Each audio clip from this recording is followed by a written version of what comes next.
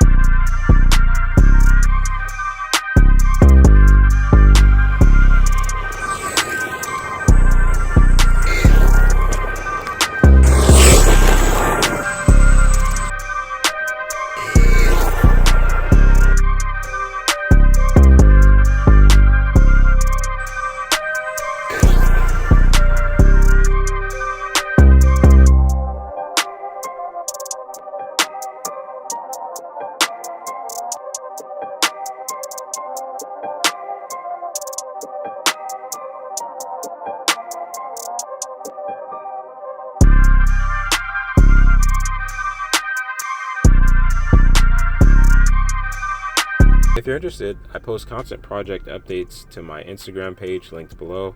Please post your thoughts and suggestions in the comments, and make sure to subscribe if you want to see version 3. Thank you for watching.